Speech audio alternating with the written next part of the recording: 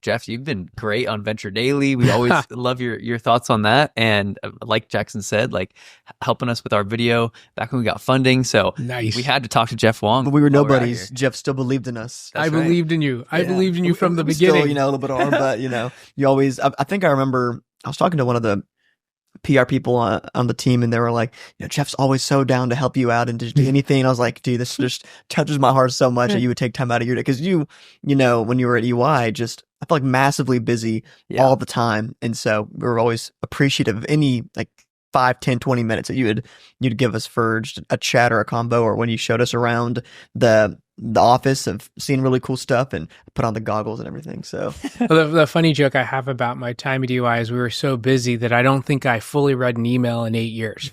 But I never could read from front to back, like the entirety of anything. I was always skimming and looking and trying to get it to wherever it needed to go to. Oh my goodness. It was so bad. My wife used to complain, like, you don't even read my emails anymore. I'm like, you don't understand. I don't read any emails. This isn't a you thing, babe. I love you, but I just can't. Exactly. I read yours as much. I was just going, we were moving at such a pace. Yeah. And that was really what made it exciting and fun, was that how fast we were moving, but it was fast. Because you were there for how long? 8, 9 years? 8, 9 years. That's right. And did that ever get exhausting to you, just moving that quickly for so long? The thing for me is I derived so much energy from that pace, right? That the chance to go around the world and to meet cool people like both of you, to meet cool... This guy's a cool person? Yeah. That guy? Okay, like you, Jackson. Thank you, appreciate it. I don't know about that guy. Sorry, Josiah. But the chance to go around the world to meet all these really interesting people, right, who are doing these really interesting things, everything from the largest companies in the world to some of the smallest or newest companies in the world, and to see how they are trying to change how things work. It was incredibly exciting and a lot of fun. And so for me, that pace was fantastic. It gave me energy. But I do recognize now that I've been away from the firm for a little bit that I spend a lot of time on airplanes. Yeah. And that does, and changing time zones that often does have some wear and tear on your body. So it's been great to be able to relax a little bit, to, sleep in the same bed consecutively for enough nights that I feel rested. Were vacations not really vacations for you back in those 8 years? Like, was it almost like you were itching to get back to the high energy of the work life? Yeah, I never, on vacation before, and over the last 8, 9 years, I never fully took a vacation, right? I never had 48 hours where I didn't check. Your wife loved that. Yeah, it was fantastic. There was a lot of time done in the evenings or the early mornings, right? Where before people woke up or after people had basically gone to bed or were, reading books to end the night, right? There was a lot of time spent like that. But yeah, no, the pace was go, go, go. Well, Jeff, I don't know you that well, but like everything I've heard from just Venture Daily and from Jackson, like you are just a great guy. And so I've just got engaged. I'm looking towards getting married. And if demo day is what we'd like it to be, then we're going to be traveling often. We're going to have lots of things to do, and work's going to be all the time. And so I'm just wondering, like, what is the key to a good marriage at the same time as you're a high level work person? How do you balance that? Did you say you were already engaged? Yes. Okay. Yeah. Well, he's getting married in a couple months. Oh my gosh! Congratulations! Thank you. Congratulations! I hope I'm invited. I looked over at Jackson. You are invited. We've invited some, or I guess I said we. You better wear your Tacovas though. It's I'll wear my Tacovas. He's actually serious. Do you want to go? Oh yeah, we'll wear Tacovas. And is it a tux over Tacovas? Is that the deal? Yes, sir. Yes, sir. November 23rd. November 23rd. Yeah. I don't know if videographer Josh is going to get an invite yet. We're still working on that. Exactly. Maybe makes a list, maybe not. That's been the joke the whole week. Yeah, but yeah, as you were in this in marriage, I'm sure there's highs and lows, hills and valleys. But what is maybe there's one key, maybe there's multiple keys. What is the key to success for you? The one key, right, is whom you pick. Right, that's the key. Is who your partner is for your life. somebody who supports you, somebody who questions you, somebody who will help you see that sometimes there needs to be better balance or different balance in your life. And so it sounds like you've already picked somebody. So I'm sure you've picked somebody great, or maybe she picked you, but I'm sure you picked somebody great. But that's really the key, right? The most important decision anyone makes in their lives is who you spend your time with. And so as you get married and you pick a partner, that's the most important decision. The career thing happens and then it goes along. But if you're there with somebody who loves you, who you love, who, for me, build a family with, that's all that really, really matters. And then you can figure out the rest. It doesn't mean that I'm sure she was frustrated at some point on so many nights away. Or maybe she enjoyed that a little too much. Yeah, sure. She needs time away from Josiah, as we all do. How did you make sure that time that you did get to spend when you'd be home was very intentional, because you just had less of it than maybe the average married couple does? There was a lot of scheduling things that happened that were probably very inefficient from a pure work standpoint, but were very important from a family standpoint. So of course you would do them. And so things like there have been times where I'd had to travel to Asia, come back for Friday, Saturday, Sunday, then travel back to Asia Sunday night. Wow. Right. And so it might be easier to move from Hong Kong to Shanghai and not come home for the weekend, but then you miss the soccer game, the school play, whatever it happens to be. And so it was always incredibly important for me not to miss the weekends or any of those types of events. So the weekends were pretty sacred. I would always fly back. I also tried to, particularly when I was traveling internationally, I would limit the time of the trip. So I've done a lot of 30-hour turnarounds to Europe and to Asia, right? Where you're landing, you go. You basically pull an all-nighter. You get through sort of the minimum you can get to. You stack the whole day. So you're not taking phone calls, right? You're on the ground. You're there for that team. And then you go home. And the little trick that it's actually true, it helps with jet lag because you never convert your time. Oh, yeah. So you're just going so fast that you just come back in time. So it's as if you've had an exhausting week. You pulled a couple all-nighters or all-nighter and a half maybe, and then you're home. And that way your time zone doesn't change. So you're not sleeping during the day when your kids are up or your family's up because you're trying to make it work your way back. You're just back into it. Saturday, you're just, 8 a.m. soccer game, you're there. Wow. You said on your travels, you've met a lot of companies doing innovative work from the latest stage and maybe even the earliest stages. Do you have a story of a company that you met that was particularly interesting, that you are reminded that was an incredible meeting innovative founders? What's really fascinating? So I'll do big company and then smaller or more entrepreneurial company. Some of the most interesting companies I met with were actually these really large technology heavyweight companies. So I was able to meet with the leaders in quantum computing. So just getting out there, right? Like, let's get out and let's see something really different, both here domestically in the US or the West and in the East. And so some of the most interesting things are when you go to the IBM facility and you're able to go through their Watson facilities, but also see their quantum facilities.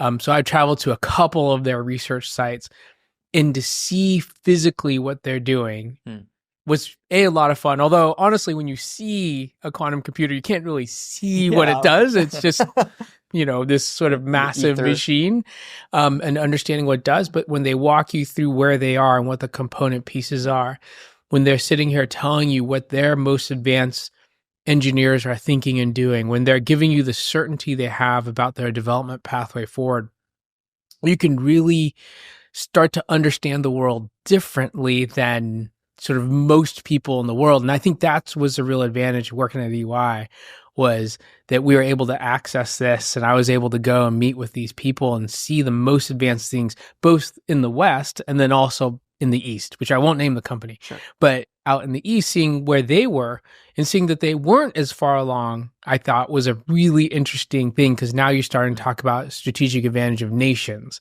Like, how does this help this country or that region do better or worse in these most advanced technologies? One of the big lessons I learned from those visits was that there is a difference between the number one and everybody else. Wow. When it comes to these things. So, having the chance to sit down with IBM and Quantum, which I respect so highly. I believe they're leaders. I've talked to researchers at the major universities. I've talked to, the heads of Quantum at other companies that had not invested as much or as long, and they just had different perspectives about what is possible. So that really showed me the number one really thinks something's, and this is a generic statement, not just about this particular field. The number one really thinks differently about how versus the rest of the numbers 2 through 10.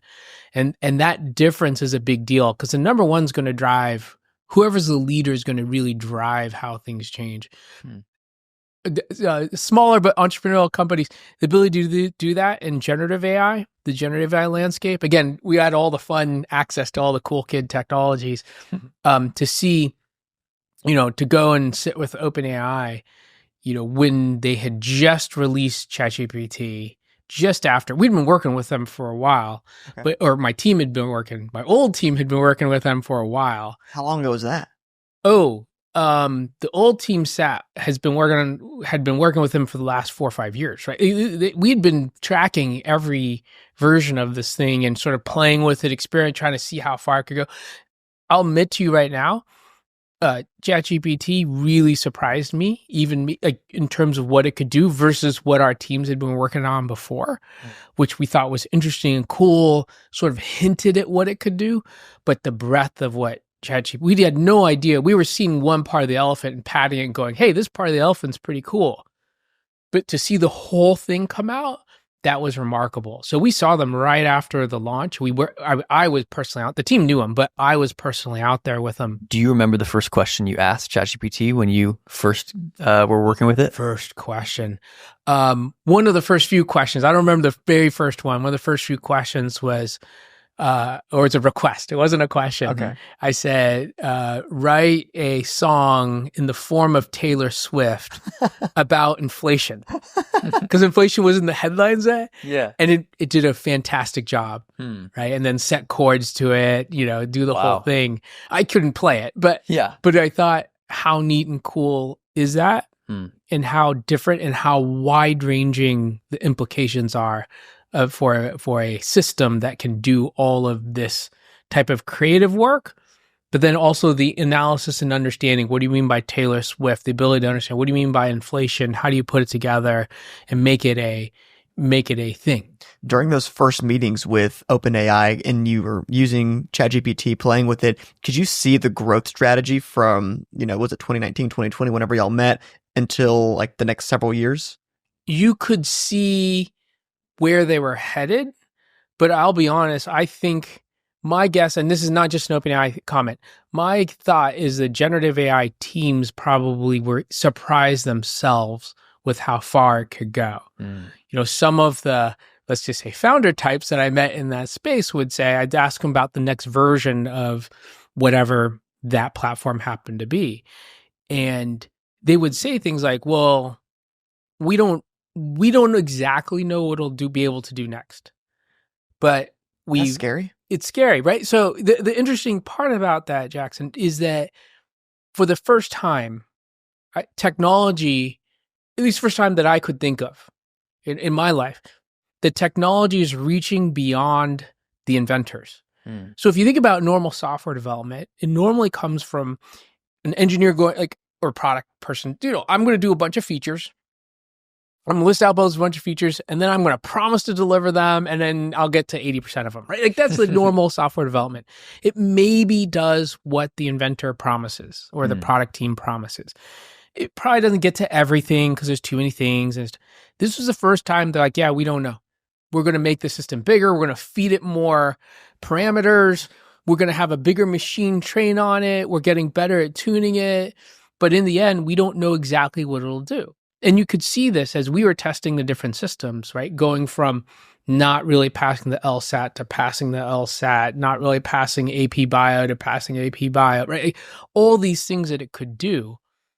And different. So normal invention, the inventors would say, or the team would say, oh yeah, we want to pass this test. So we're going to create a system that can pass this test. And then now we're going to feature develop and he doesn't know bio. No, they were just, does it pass the test afterwards? And it did, right? And I think that's a remarkable change in technology that I think people need to be, companies around the world, people around the world need to be really thoughtful about. We have reached a point where the technology is reaching beyond the inventors. That's a different point of technology development. We're, I don't know much about quantum computing. And in my mind, I can't even fathom what it does. We're 5 years old. Can you explain what quantum computing is to us? Unless you know. Do you know? Oh, I know, but I want to hear him say it. Yeah, you clearly know. Were your kids hearing about quantum computing? Yes. So with quantum computers, it's a type of computer approach, right? That uses quantum physics, and we could probably ignore all of that part of it. If you think about what it can do, since you're 5, right? It can do certain types of problems really well, right? It doesn't do everything really well, but it can do certain types of things really well. And so modeling sort of very complicated interactions of things suddenly becomes possible. So this might be something simple, like you have a very complex supply chain. You're a consumer packaged goods company. You're one of the soda can companies, and you have this incredibly complex optimization problem of boats and trucks and factories and everything. And you're using all the models you can to optimize it, but now that system's too complex for the normal classical computer systems to model. Now it can model it. More sophisticated pharmacology, pharmacy stuff, medicines. It can start to model the interaction of drugs with the human body. Too complicated. No one could model this before in normal classical. Now it can model it. More pressing. So I left the more pressing for last. One thing it's really good at is factoring prime numbers, which is how all of our encryption is the fundamental way all of our encryption is based on. So your emails, everything that protects all these systems that you have, everything is all done by basically factoring prime numbers is how you break it.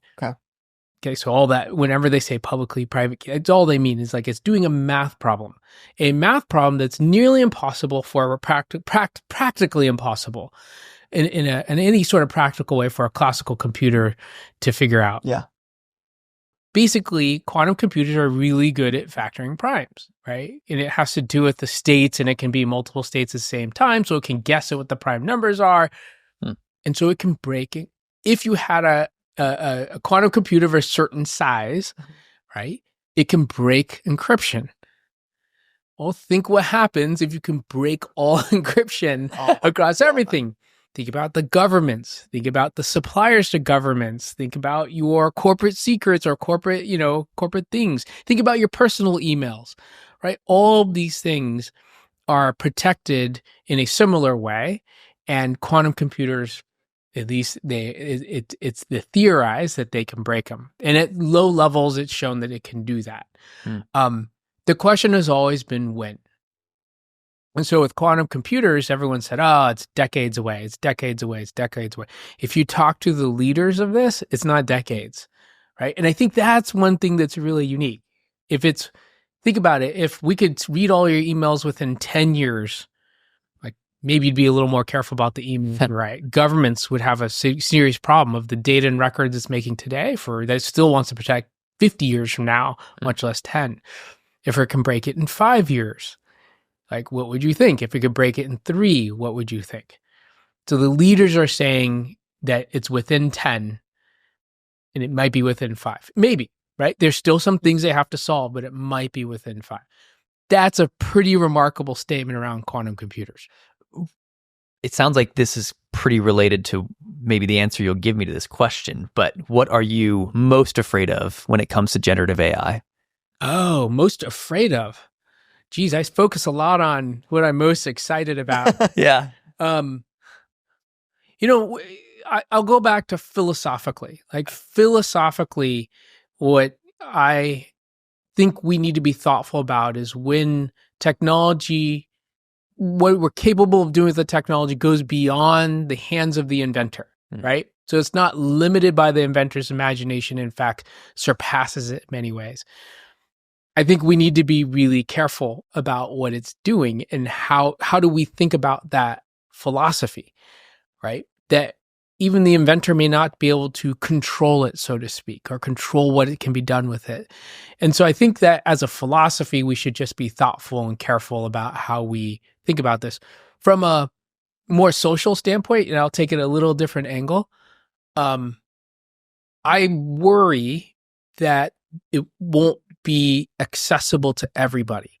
And it's going to be, again, technology is incredibly powerful. It makes people more productive, more connected, allows communities to thrive, drives GDP for governments. I mean, it's great, right? Technology is one of the great things that allow us to change the curve of supply and demand.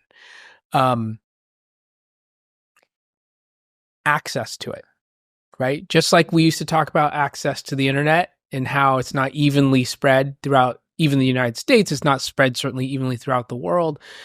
That provides a have and have not dynamic that I think isn't helpful for us as a global community. Yeah. So with generative AI and AI broadly speaking, if certain groups get access to it and certain groups can use it and certain groups can make their products better or their outcomes better, and a bunch of people can't, that's probably a further spreading of the world that we don't need. Despite that, why are you excited about generative AI? Why are you optimistic, along with, I would say, pretty much everyone in the tech world in Silicon Valley? Why is AI still absolutely worth it despite the risks, despite the fears we have? Well, the exciting thing is the chance to change the nature of how we interact with each other, how we operate, what we can provide for our families, for our kids. And I'm not talking about that selfishly. I'm talking about that broadly, right? Using artificial intelligence to help us think through medical breakthroughs and medical discoveries, using generative AI to help us teach kids in new and different or more customized ways. So having a teacher, I still believe in having the teacher at the front of the class, but giving them tools that they can reach all the kids in their class in the way that helps match that kid to the fastest growth that kid can have. I think AI has that possibility. So there's a lot of social positive things that can come from it. From an industry standpoint and landscape, I'll tell you the reason I'm most excited about it isn't because of the hype or the promise. I love the hype and the promise. Jackson, we've talked about this many times. I love 100%. The hype and the promise of many, many things. But I think the most important thing here that I've seen is I've seen the math.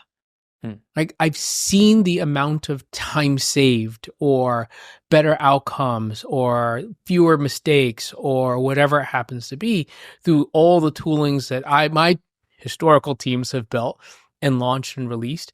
And then a lot of the companies that I interact with now. So it's not, what excites me is that it isn't just theory, right? I've seen the math. And that's really when I talk to people about this, including off the record, I'm like, here are the examples. I've seen the math. Here's the math. And they look at me and to a person, they always go like, yeah, that's not really believable. I'm like, no. That's the number. We reported out to tell you how good, tell that company how good these things were. And there's like, well, if that's really possible, then like they start to do the implications against if they're investors or big investors against their portfolio or against the companies they own or the companies they work for. Well, this will be true and that will be true and that will be true. I'm like, yeah, basically it's all available and possible. You were talking about visiting these quantum computer facilities in the East and the West and how far along, or, I'm not sure how far along, but the West is from the East in, certain companies. Is it important for the West to be further along than the East because of the encryption breaking problem that could happen? So here's the other thing I'll tell you about quantum computers. If somebody gets one that can break current encryption, it's big enough, fast enough, has enough error correction. So it's basically a combination of big enough and error correction, right? So when they figure out how those two curves come together, when those curves, then they'll be able to break encryption. So when they be able to break encryption, they're not going to tell you. That's the thing to remember. No one's going to tell you when they broke encryption. So they could already have it. They just want to own it, right? And that's the thing, is whoever has it isn't going to tell anybody that they have it, unless they're a publicly held company and then you have those things. They're just going to have it and use it. That is the way you would use this tool. If you think about, if you're a nation state, like those types of entities, that's what you would use it for, right? And you can go back through history of this being true with breaking other encryption, other machines that break encryption, right? Like this is what you do, is you don't tell anybody you have it. You just break all the codes, right? And so that's the first thing to think about when you think about quantum computers. Technology in general, including quantum, including AI, and I would argue you need thoughtful blockchain. You know, we didn't talk about Web3 or blockchain yet, but I'd argue you need thoughtfulness around that as well. The competitive advantage of nations, right, is heavily driven by if your country can lead from a technology perspective when you look forward over the next 30, 40, 50 years, right? I talked about the difference of, kept it general, societies and communities, those who have AI, those who don't, those who have quantum computers, those who don't, and what they're able to do in terms of generating money, but also strategic advantage, military advantage, all the things that create this when we talk about countries. So it's incredibly important. I wouldn't say east-west, I would say country by country, to be very thoughtful about where you stand as a nation in terms of your competitive advantage when it comes to these different technologies. Now, we're sitting here in Palo Alto, we're sitting here in the US, you know, we enjoy a certain leadership position from that standpoint. I mean, the invention of generative AI happened down the road from us, right? The paper that came out in 2018, 19 was down the road from us, right?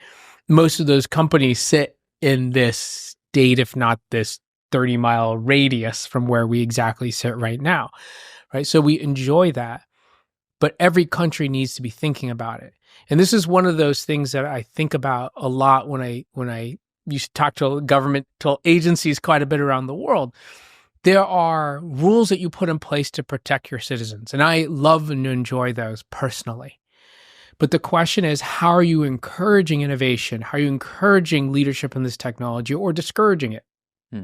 And while your citizens today might be saying, oh, it's great, I prefer privacy over leadership today. You know, if you fast forward 30, 40 years from now, you know, then your country will be buying its technology outcomes from some company that exists in a different country, defined by their culture, their rules, their et cetera. And if you're comfortable with that, then that's okay. If you're not comfortable with it, then I would argue you should be very thoughtful about your privacy rules. I enjoy privacy. I personally enjoy privacy, but I don't know if the rules I've seen out there are thoughtful enough that can protect personal privacy, but allow some advantage to your technology companies, because you really need them inside your nation's borders in order to have a competitive position in the world when you think forward 20, 30, 40 years from now. Is that encouraging to you then that the United States Congress especially has not been maybe as quick to create AI regulation and guardrails, or do you think that we're behind and we need to catch up as a nation? I think it's better that we hadn't put it out there until we can be more thoughtful. Mm-hmm. But I think it's time to be thoughtful and get something out there. But I don't know. I mean, I'm not a politician. Yeah. I don't aspire to be one. So I don't know how popular this is. I got Mayor 2 of votes. San Francisco. Two votes. Mayor of Palo Alto. We got to move here, but then we'll vote for you. Exactly. You move here and then I got 2. Maybe I'll get 3 votes. 3 votes. Not this guy. I would just encourage politicians to be very thoughtful about the long-term strategic implications. It's really easy to talk about privacy to get sort of the vote of the citizenry, I guess. Yeah. Big tech bad. Yeah. Privacy good. Easy tagline, right? Yeah. Privacy good. They're stealing your data. Yada yada yada. Yeah. and again, I keep coming back. I'll hit this over and over. I enjoy the privacy, right? I like it. I like that they give it to us. He has But- a lot to hide, so he loves it. Exactly. You have a lot to hide. Your fiance maybe asking for some passwords. But so while I enjoy that privacy and governments do need to get privacy, it's more nuanced perhaps that you have to also think about advantaging your technology company so the technology development happens here, right? We must lead. If you're a U.S. citizen, frankly, if you're any nation, but we're happen to be here, I'm a U.S. citizen, we must continue to lead in technology, right? And that means setting up rules such that encourages that innovation, encourages those companies to put more money into the R&D, encourages universities to continue to do that research. It allows people to be rewarded for coming up with cool new things that people want to buy. Yeah. Right? So you have to be able to encourage that while protecting citizens' privacy. It's just not as simple, to your point, as the sing-song slogans. and if people think it through, they will recognize that, yeah, it's important because, again, 20, 30, 40 years from now, I want to be able to do my banking from a bank that's in this country. I think I like that. I like that they're under our rules. Buy insurance from an insurance company here. Do my communications on platforms that are, managed here.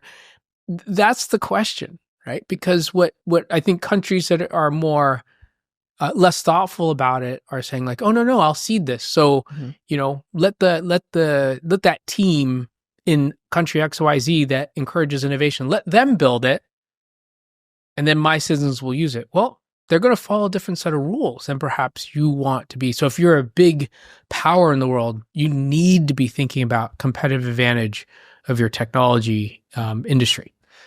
Are there any countries right now in the world that are doing this very well? They're encouraging innovation. They're very pro-technology, and they are kind of skipping ahead of other countries in 10, 20 years from now because of the position they have today. So I'm seeing this sort of ebb and flow of it, right? I mean, the U.S. had a natural organic leadership, not the least of which is sitting in Palo Alto in the middle of Silicon Valley, sort of had this advantage of sort of the pirate ship nature of Silicon Valley, right? And that allowed us to build, if you go all back to generations from HP on upward, right?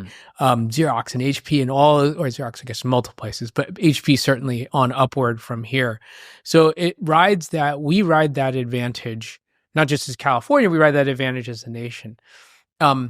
You see other countries ebbing and flowing in their rules. The countries that at one point encourage it, things out of the East, like China, encourage this entrepreneurship in a significant way and has sort of settled in with some rules that have sort of tried to be thoughtful about limiting it too, right? So they're going up and down towards trying to figure out what that right balance is. You can see how complicated it is, but they were one of the most innovative communities in the world for several decades, right? Clearly the inventions, the things they were coming up with were pretty remarkable and continue to be pretty remarkable, but they're trying to figure out how to get that balance right. Right now, I'd argue the Middle East. The Middle East is trying to figure out a way to make sure they're players in this technology landscape. So I would argue that they're being very aggressive about entrepreneurship, technology, bringing technology into the region. And there's a variety of countries and they all do different things to do this, but trying to encourage a lot of that thought leadership into their borders, into their country. And then out of Southeast Asia, I think you see a lot of the entrepreneurial talent that's been moving around the world.